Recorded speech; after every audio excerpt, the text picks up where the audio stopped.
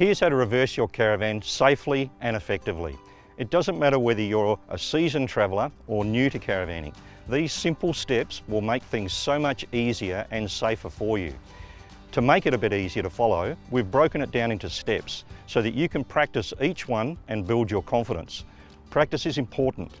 The time to practice is not in the middle of a busy caravan park where everyone's watching you, because you will feel pressured and you will make mistakes. Find yourself a nice open area like this one and give it a go. In this video, I'm going to show you how to reverse with a spotter. If you're travelling solo and don't have a spotter and someone offers to do it for you, take advantage of it. It'll make things easier. If you're travelling solo and don't have a spotter at all, I'll show you how to do that in another video. Step 1, choose your spotter. The spotter is the most important role. So if you're the most experienced person, you're wasted sitting behind the wheel of the car. You should be standing out in the front of the vehicle because you have a better appreciation of where the caravan's going to go and what it's going to do. Assisting me today is Avril. Avril's just bought a new caravan and she's yet to reverse it, so we're going to give it a go. Step 2, agree on your hand signals. Before we get started, I'm just going to walk you through some hand signals. The key is that we have that open and clear communication so that there's no confusion going on there. Never stand behind a caravan when it's going backwards. It's very dangerous. The safest place for the spotter is to be at the front. There's much better communication and it's a lot easier. Now, before I get into the hand signals, I'm going to get you to put your hands at the bottom of the wheel. All steering movements that we make are going to be full lock to the left, full lock to the right, or straight wheels, okay? To manage that, all we do then is just adjust how far we move. All the directions that I give are in relation to where I want the back of the caravan to go. So if I stand at the front and point in this direction, with your hands at the bottom of the wheel, I want you to push up with the same hand that I'm raising. Think of it like a high five. If I held that hand up for a high five, you high five me with the same hand, and we go all the way to a full lock. If I do this, I want you to push up with your other hand, all the way to a full lock. This signal is for straight wheels. To help you with that, if your wheels are over that way, I will point in that direction with my thumbs, and I'll go like this until you get your wheels straight. If I need you to stop, I'm just going to hold my hand up, stop position. This one means go in that direction. This one means come to me. All pretty easy? Excellent. Step 3, check the space. It's always easier to reverse to the driver's side, so plan your approach. When you arrive, hop out and have a look and inspect the bay. Look for obstacles or anything that you're likely to run over, and the location of your services. Remember to leave enough room for your annex or awning if you have one, and a little bit of extra space for when you step outside. Some caravan parks will have a concrete slab. You want to reverse in as close to this slab as possible so you don't have to jump from your step to the slab. Most importantly, take it slow. The faster you go, the more likely you are to get out of shape. Step 4, mark your turn-in point.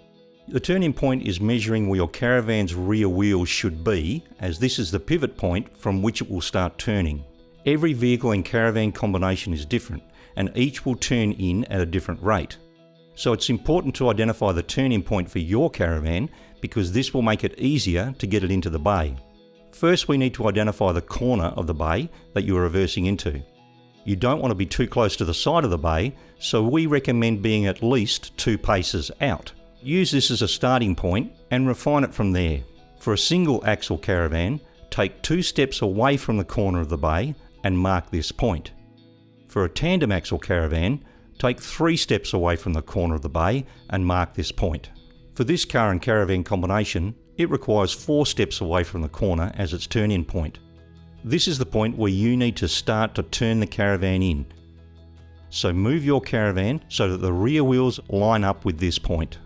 When you go to reverse, if you find the caravan cuts into the corner, then take 1 less step so that it turns in a little later and misses the corner.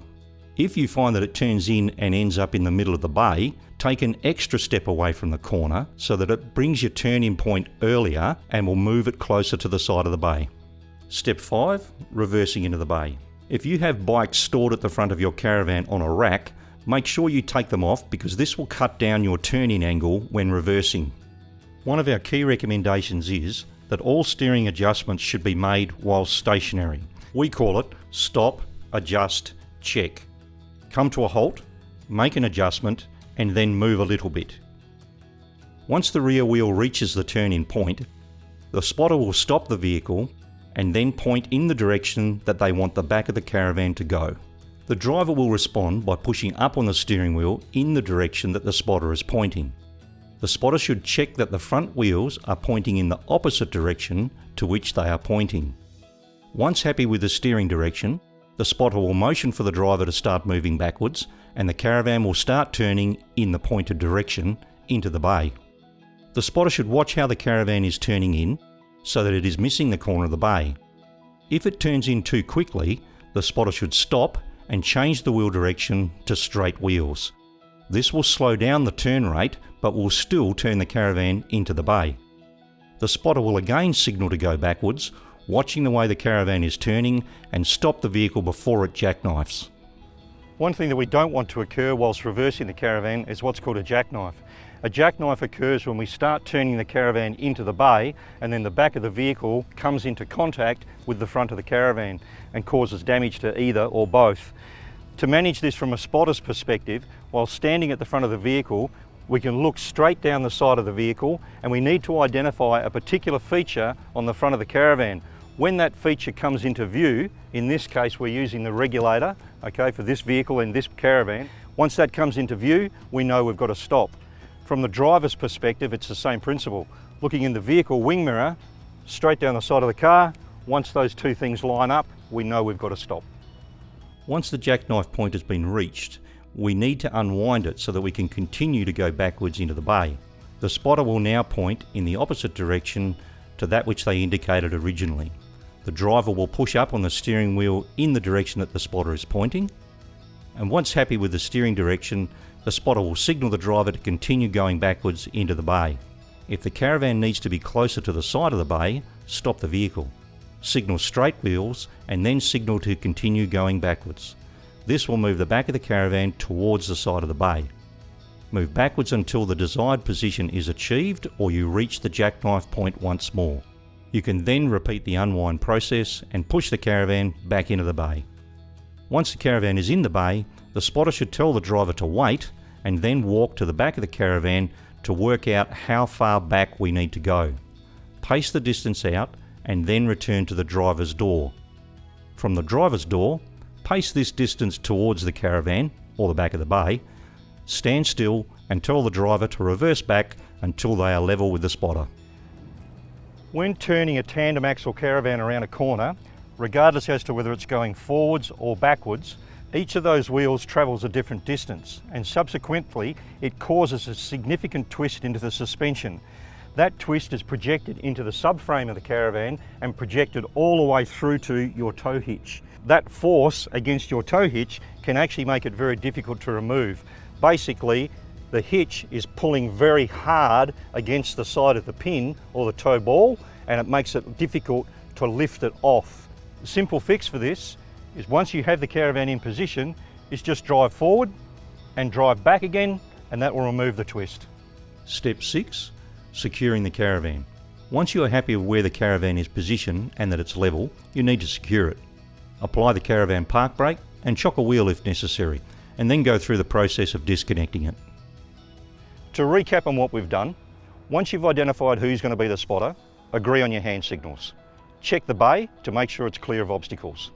Pace and mark out your turn-in point, and from the driver's perspective, keep your hands at the bottom of the wheel and push up in the direction that your spotter is pointing.